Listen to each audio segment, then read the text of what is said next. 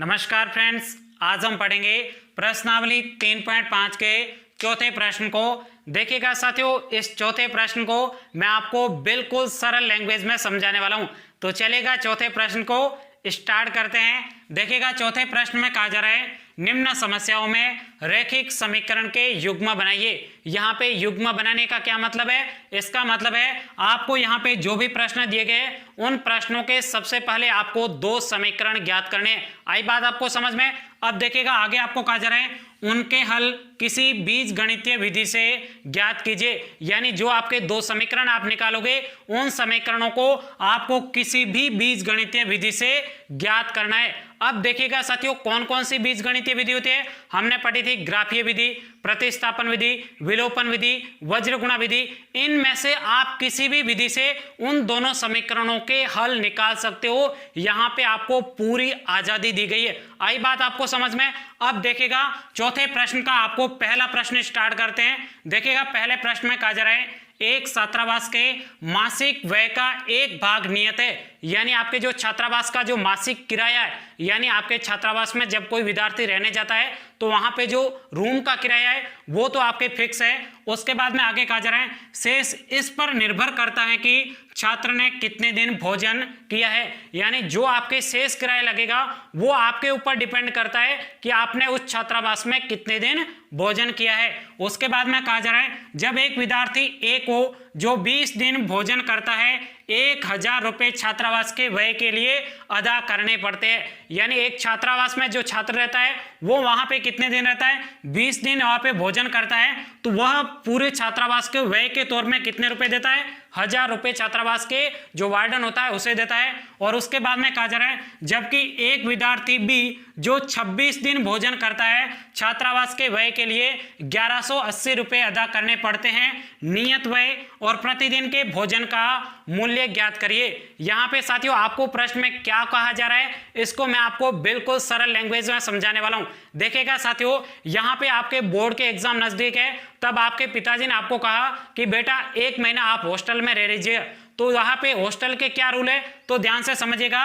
देखिएगा साथियों, आप यदि किसी हॉस्टल में जाते हो तो हॉस्टल वाला वार्डन आपको कहेगा कि हमारा महीने का किराया तो फिक्स है। महीने का किराया फिक्स कितना है तो आप पूछोगे तो वो कहेगा कि महीने का किराया आपके 800 रुपये लगेंगे। और उसके बाद में आपका जो हॉस्टल का वार्डन है वो आपसे कहेगा कि आप जितने दिन वहां पे भोजन करोगे उसके हिसाब से आपके पैसे लिए जाएंगे। और वहां पे एक दिन भोजन करने के कितने रुपए हैं? 50 रुपये लिए जाते हैं। कितने रुपए लिए जाते हैं? 50 रुपये लिए जाते हैं। अब देखिएगा साथियों, आप वहां पे हॉस्टल में 1 महीना रुके और आपने भोजन कितने दिन किया? सिर्फ 4 दिन ही किया, बाकी आप कहीं बाहर शहर में भोजन करके आए, तो आप उस वार्डन को कितने रुपए अदा करोगे? जल्दी से बताइए। बिल्कुल सिंपल है। यहाँ पे देखिएगा 800 रुपये तो फिक्स है, यानी नियत किराया, ये तो आपको देना ही है। चाहे आप 1 दिन रहो या फिर 2 दिन रह के घर चले जाओगे तो भी आपको ये 800 रुपये तो अदा करने ही होंगे। लेकिन यहाँ पे जो भोजन का किराया है यह आपके ऊपर डिपेंड करता है कि आपने वहां पे कितने दिन भोजन किया है। क्योंकि साथियों 1 दिन का भोजन का किराया कितना है? 50 रुपये। आपने वहां पे भोजन कितने दिन किया? 4 दिन किया, तो इसका मतलब 50 का गुणा किससे करोगे? 4 से करोगे तो आपके कितना आ जाएगा? 5 चौक 20, यानी आपके 200 रुपये आ जाएगा। यानी आपको महीने के बाद में कितने रुपए अदा करने होंगे? 1000 रुपये अदा करने होंगे। ये बात आपको समझ में आई? अब मैं आपको एक दूसरा प्रश्न पूछता हूं और उसके बाद में इस प्रश्न को क्या करते हैं? स्टार्ट करते हैं बिल्कुल सरल तरीके से।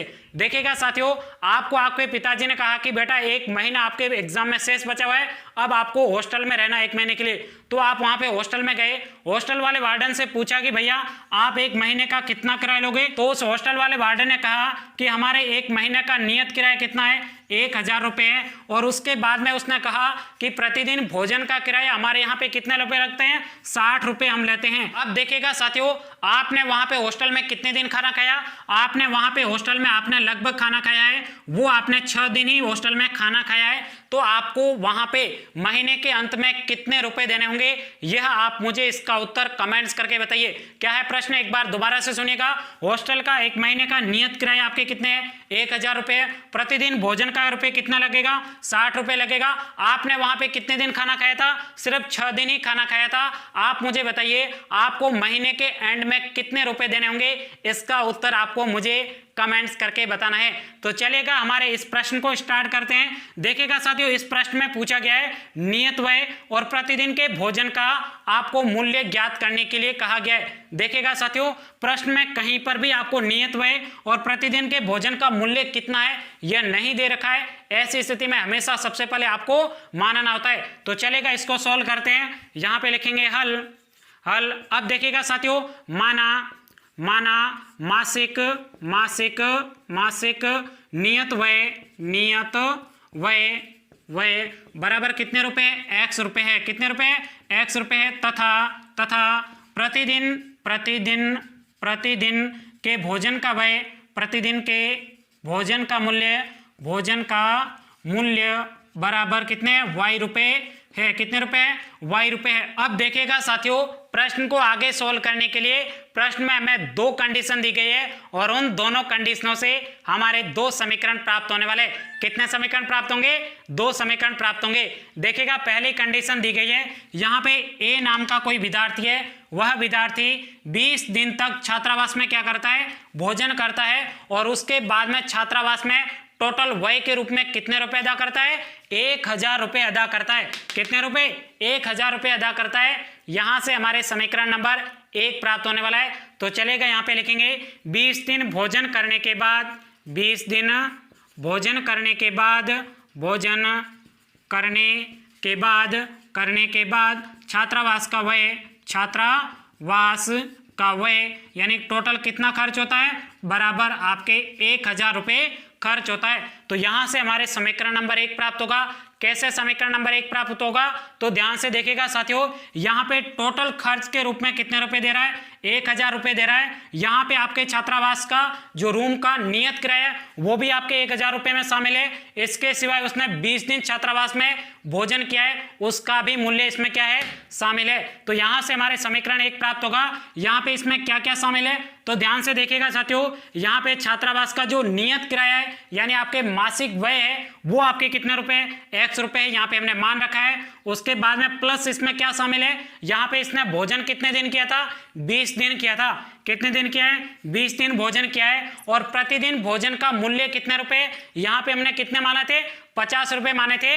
लेकिन यहाँ पे हमने कितना माना है? प्रतिदिन भोजन के मूल्य वो आपके हमने कितना माना है? y रुपए। यानी हम 20 का y से क्या करेंगे? गुणा करेंगे, जिससे हमें 20 दिन के भोजन का मूल्य पता चल जाएगा। और इसके बाद में इसने टोटल कितने रुपए अदा किए? टोटल इसने 1000 रुपए अदा किए। तो यहाँ पे लिखेंगे 1000। तो ये हो जाएगा हमारे समीकरण नंबर 1। कौन सा हो जाएगा? समीकरण नंबर 1। अब देखिएगा साथियों, हमें प्रश्न में आगे दूसरा समीकरण निकालने के लिए दूसरी कंडीशन दी गई है। वो कंडीशन क्या है? तो ध्यान से देखिएगा, यहाँ पे दूसरी कंडीशन दी गई है। यहाँ पे बी नाम का कोई विद्यार्थी है, वह छात्रावास में कितने दिन भोजन करता है? 26 दिन भोजन करता है। और उसके बाद में छात्रावास में टोटल व्यय के रूप में कितने रुपए अदा करता है? तो यहाँ पे दिए गए 1180 रुपए अदा करता है। कितने रुपए अदा करता है? 1180 रुपए अदा करता है। यहां से हमारे समीकरण नंबर 2 प्राप्त होने वाले। तो देखिएगा, यहाँ पे लिखेंगे कितने दिन भोजन करने के बाद में? 26 दिन भोजन करने के बाद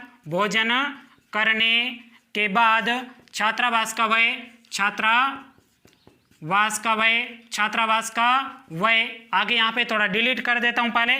तो यहाँ पे इसको डिलीट कर देते, ये आपको सिर्फ मैंने समझाने के लिए ही लिखा था। छात्रावास का व्यय बराबर कितने रुपए दे रखे हैं? बराबर आपको दे रखे हैं 1180 रुपए। तो ये आपके हो जाएंगे 1180 रुपए। अब देखिएगा साथियों, यहाँ पे जो 1180 रुपए इसमें आपके जो मासिक नियत किराया है वो भी आपके इसमें शामिल है। इसके सिवाय उसने 26 दिन भोजन किया है, वो भी आपके यहाँ पे मूल्य इसमें क्या है? 1180 में शामिल है। तो यहाँ से हमारे समीकरण नंबर 2 प्राप्त होगा। देखिएगा साथियों, छात्रावास में मासिक नियत किराया हमने कितना रुपए माना है? ये तो x रुपए, ये तो इसको देने ही होंगे। तो यहाँ पे x रुपए तो इसको देने होंगे। इसके साथ साथ में इसने किसके रुपए दिए? भोजन कितने दिन किया है? 26 दिन किया है। तो यहाँ पे 26 दिन लिखते हैं। एक दिन भोजन का मूल्य कितना रुपए है? तो तो हमने माना है प्रतिदिन भोजन का मूल्य आपके कितने हैं, y रुपए, यानी उसने 26 दिन भोजन किया है, इसका मतलब 26 का गुणा y से करेंगे तो 26 दिन भोजन का मूल्य टोटल हमारे यहाँ पे निकल जाएगा। अब यहाँ पे देखिएगा नियत किराया और 26 दिन के भोजन को मिलाकर उसने टोटल कितने रुपए दिए, तो यहाँ पे लिखे हुए कितने रुपए दिए, 1180 रुपए। तो यहाँ पे लिखते हैं 1180 रुपए। यह हो जाएगा हमारे समीकरण नंबर 2। कौन सा हो जाएगा, समीकरण नंबर 2। यह है हमारे समीकरण नंबर 1। देखिएगा साथियों, इसमें सबसे बड़ी बात यही थी कि सबसे पहले तो आपको 2 समीकरण निकालने थे, उसके बाद में तो ये समीकरणों को हल करना बिल्कुल सरल है। देखिएगा साथियों, यहाँ पे हमें कोई भी विधि यूज कर सकते हैं, क्योंकि यहाँ पे हमको कहा गया है आप किसी भी बीजगणितीय विधि से हल करिए, यानी हमें पूर्णतः आजादी दी गई है, हम कोई भी विधि यूज कर सकते हैं। देखिएगा साथियों, आपको वही विधि हल करनी है जिससे हमारा उत्तर क्या निकल जाए, जल्दी निकल जाए। देखिएगा साथियों, यहाँ पे देखिएगा x और x आपके बराबर है, ऐसी स्थिति में हमेशा ही आपको विलोपन विधि करोगे तो आपके उत्तर क्या निकल जाएगा, बिल्कुल जल्दी से उत्तर निकल जाएगा। यानी आपको सिर्फ इतना ही देखना है, यहाँ पे यदि कोई भी चर बराबर है तो उस स्थिति में हमेशा आपको विलोपन विधि से ही प्रश्न को सोल्व करना चाहिए। तो चलेगा, विलोपन विधि से हल करते हैं। विलोपन विधि में सोल्व करने के लिए आपको क्या करना होगा, सिर्फ यहाँ पे एक चर बराबर होना चाहिए, फिर आपके यदि दोनों के चिन्ह बराबर है तो ऐसी स्थिति में हमेशा आपको समीकरण 1 में से समीकरण 2 को घटाना है, बस ये सिंपल सी बात है। तो यहाँ पे लिखेंगे समीकरण देखिएगा यहाँ पे 26 है, इसका मतलब 20 छोटा है, तो समीकरण 2 में से समीकरण 1 को घटाएंगे। यानी आप पहले यदि 1 में से 2 के घटाओगे तो भी चलता है, 2 में से 1 को घटाओगे तो भी आपको पूर्णतः आजादी है, इसमें आप किसी को भी घटा सकते हो। यहाँ पे हम क्या करेंगे, ये बड़ी वैल्यू है, इसका मतलब क्या करेंगे, इसमें से आपके इस पहले वाले समीकरण को घटाएंगे। तो यहाँ पे लिखेंगे समीकरण नंबर 2 में से समीकरण 1 को घटाने पर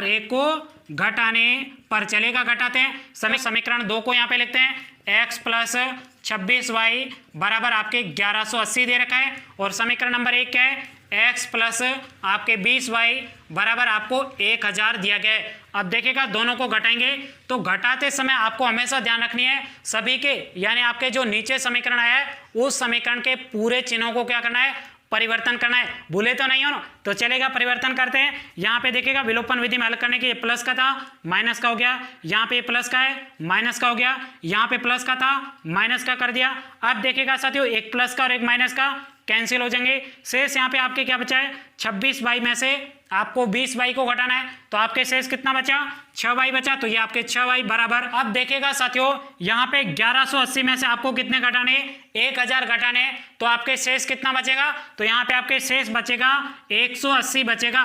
कितना बचेगा, 180 बचेगा।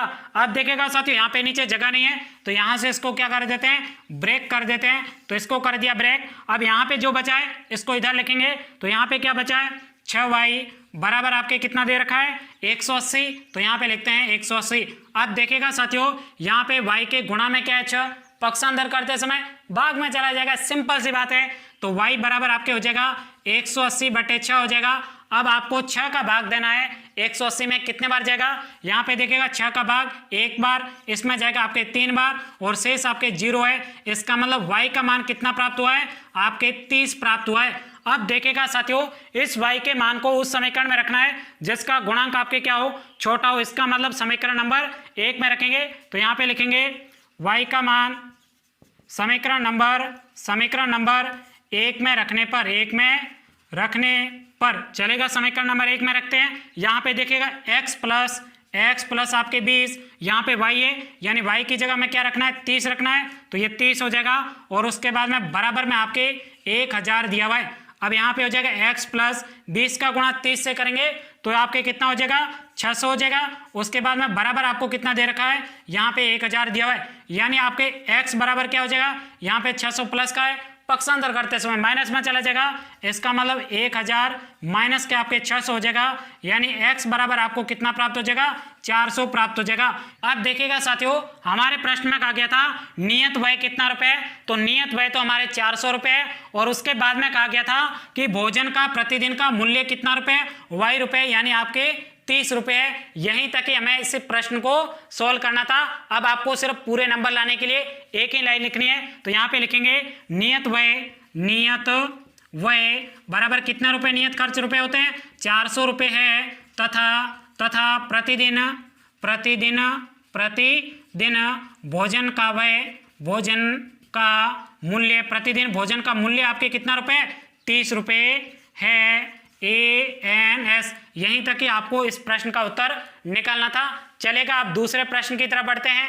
तो ये है हमारा प्रश्न नंबर 2। देखिएगा प्रश्न नंबर 2 में कहा जा रहा है एक भिन्न 1/3 हो जाती है जब उसके अंश में से क्या किया जाता है, 1 घटाया जाता है। और उसके बाद में आगे कहा जा रहा है वह भिन्न 1/4 हो जाती है जब उसके हर में क्या कर दिया जाता है, 8 जोड़ दिया जाता है। वह भिन्न ज्ञात कीजिए। देखिएगा साथियों, इस प्रश्न में आपको बिल्कुल सरल बात कही जा रही है। आपको क्या कहा जा रहा है, सबसे पहले कहा जा रहा है भिन्न 1/3 हो जाती है। कब 1/3 हो जाती है, जब उसके अंश में से 1 घटाया जाता है। और उसके बाद में दूसरी कंडीशन दी गई है वह भिन्न 1/4 हो जाती है। कब 1/4 हो जाती है, जब उसके हर में 8 जोड़ दिया जाता है। वह भिन्न ज्ञात कीजिए। देखिएगा साथियों, इस प्रश्न में आपको भिन्न नहीं दे रखी है, तो ऐसी स्थिति में हमें सबसे पहले क्या करना होता है, भिन्न को मानना होता है। तो चलेगा, इस प्रश्न को सॉल्व करते हैं। यहाँ पे लिखते हैं हल।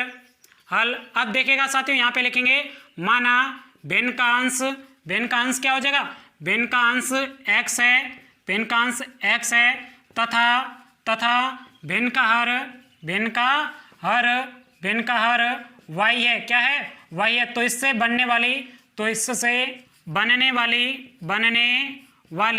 भिन्न क्या हो जाएगी, बनने वाली भिन्न बराबर क्या हो जाएगी, x/y है। अब देखिएगा साथियों, यहां से हमें इस भिन्न के x और y का मान निकालना है। देखिएगा साथियों, प्रश्न में x और y का मान निकालने के लिए हमें 2 कंडीशन दी गई।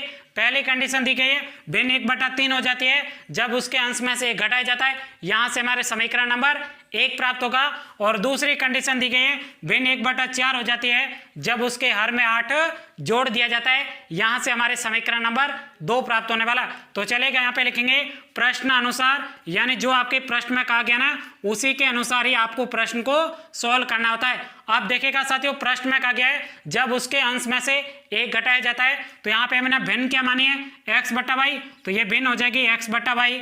अब प्रश्न में कहा जा रहा है उसके अंश में से 1 घटाया जाता है। ये आपके अंश हो जाएगा x, इसमें से 1 घटाया जाता है तो यह भिन्न किस में बदल जाती है, 1/3 हो जाती है। अब देखिएगा साथियों, यहाँ पे ये दोनों ही संख्या भिन्न के रूप में है। तो यहाँ से हमें सबसे पहले क्या करना है, भिन्न को हटाना है और साधारण समीकरण के रूप में लिखना है। देखिएगा, भिन्न को हटाने के लिए क्या करेंगे, वज्र गुणा करेंगे। तो यहाँ पे लिखेंगे वज्र गुणा करने पर, चलेगा वज्र गुणा करते हैं। इस 3 का इस पूरे पद से करेंगे और y का गुणा 1 से करेंगे।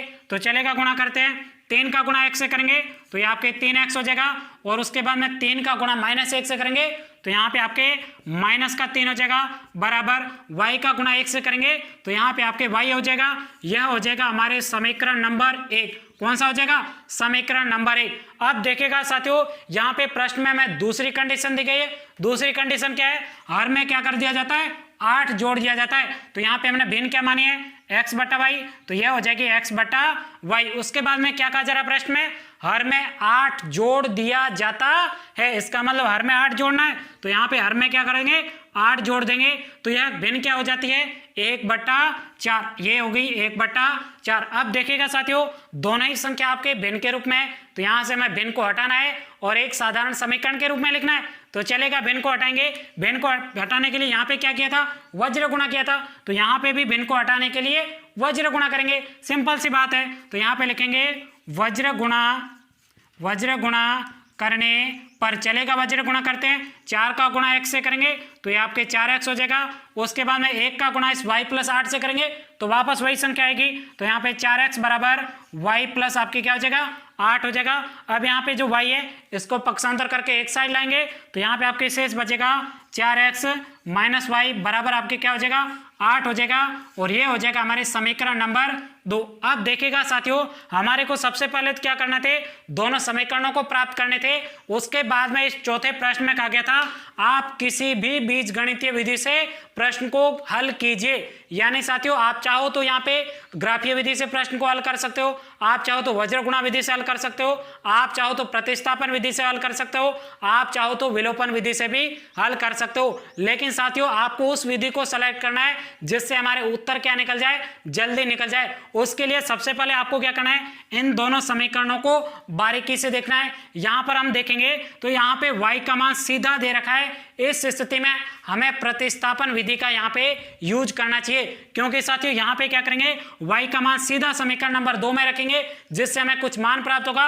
उस मान को हम कहां पे रखेंगे, समीकरण नंबर 1 में रखेंगे जिससे हमें x और y का मान प्राप्त हो जाएगा। उससे हमारे क्या बन जाएगी, भिन्न भी प्राप्त हो जाएगी। तो यहां पे हम प्रश्न को किस विधि से हल करेंगे, प्रतिस्थापन विधि से हल करेंगे। तो देखिएगा साथियों यहां पे y का मान कहां पे रखेंगे, समीकरण नंबर 2 में रखेंगे। तो यहां पे जगह नहीं है तो यहां से इसको क्या कर देते हैं, ब्रेक कर देते हैं और इधर लिखेंगे y का मान कहां पे रखेंगे, समीकरण नंबर 2 में रखने पर चलेगा। समीकरण नंबर 2 में रखते हैं। समीकरण नंबर 2 के 4x, तो ये आपके 4x हो जाएगा। उसके बाद में माइनस, ये माइनस y। अब y की जगह में क्या रखना है, यहाँ पे y का मान रखना है। क्या है y का मान, 3x। उसके बाद में माइनस का 3, कोष्टक बंद। उसके बाद में बराबर में क्या दे रखा, 8। तो यहाँ पे लिखते हैं बराबर में 8। अब देखिएगा साथियों यहाँ पे क्या है, माइनस है। इस माइनस का इस पूरे पद से क्या करना है, गुणा ही तो करना है। सिंपल सी बात है, गुणा करना तो आता है ना आपको। देखिएगा गुणा करते हैं तो यहाँ पे बचेगा 4x। यहाँ पे देखिएगा माइनस का गुणा इस प्लस के 3x से करेंगे तो आपके वापस क्या बचेगा, माइनस का 3x। इस माइनस का गुणा इस माइनस 3 से करेंगे तो आपके माइनस माइनस का गुणा प्लस हो जाएगा और प्लस के आपके कितना हो जाएगा, 3 हो जाएगा। बराबर आपको 8 दे रखा है। अब देखिएगा साथियों यहाँ पे 4x है और यहाँ पे माइनस का 3x है। दोनों को घटाएंगे, शेष आपके क्या बचेगा, x बचेगा। और उसके बाद में यहाँ पे प्लस के 3 है, पक्षांतर करेंगे तो यहाँ पे चले जाएंगे माइनस में। तो यहाँ पे बराबर हो जाएगा 8 माइनस 3। तो x बराबर क्या प्राप्त हो जाएगा, 8 में से 3 घटाइए 5 बचेगा। सिंपल सी बात है, ये भी कक्षा फर्स्ट वाले भी आपके जोड़ बाकी कर देते हैं। चलेगा, आगे बढ़ते हैं। अब इस x के मान को कहाँ पे रखेंगे, समीकरण नंबर 1 में रखेंगे जिससे हमें y का मान प्राप्त हो जाएगा। चलेगा, रखते हैं। यहाँ पे लिखेंगे x का मान समीकरण नंबर 1 में रखने पर चलेगा। समीकरण नंबर 1 में रखते हैं। यहाँ पे देखिएगा 3 और उसके बाद में x है, इसका मतलब x का मान क्या है, 5। तो यहाँ पे गुणा में 5 आ जाएगा। उसके बाद में माइनस 3, उसके बाद में बराबर दे रखा है आपके y। अब देखिएगा यहाँ पे सिर्फ आपको गुणा और बाकी ही तो करनी है। ये तो क्लास 2nd, 3rd, 4 के स्टूडेंट बिल्कुल सरल तरीके से कर सकते हैं। आप तो 10th के स्टूडेंट्स हो। चलिए जल्दी जल्दी करिए गुणा। 3 का गुणा 5 से करेंगे तो यहाँ पे 15 हो जाएगा। माइनस का 3 बराबर y दे रखा है। अब यहाँ पे देखिएगा 15 में से 3 घटाइए, शेष आपके कितना बचा, 12। यानी आपके y का मान कितना प्राप्त हो जाएगा, 12 प्राप्त हो जाएगा। तो यहाँ से हमारे भिन्न क्या बनी, भिन्न बनाने के लिए मैं कहा गया था भिन्न हमारी क्या है, x बटा y। x का मान क्या है, 5 और y का मान क्या है आपके 12। यानी जो हमारी भिन्न बटेगी वो हो जाएगी 5/12। यहाँ पे अब आपको सिर्फ एक ही लाइन लिखनी है जिससे आपको बोर्ड में पूरे में से पूरे नंबर मिलने वाले। तो चलिए लिखेंगे अतः वह भिन्न क्या हो जाएगी, वह भिन्न बराबर क्या हो जाएगी, x का मान क्या है, 5। तो यहाँ पे 5 हो जाएगा। उसके बाद y का मान 12, यानी आपके वह भिन्न 5/12 है। ANS। यहीं तक कि आपको इस प्रश्न का उत्तर लिखना था। नेक्स्ट क्लास में आगे के प्रश्न पढ़ेंगे। आज के इस वीडियो में इतना ही। Thank you, take care.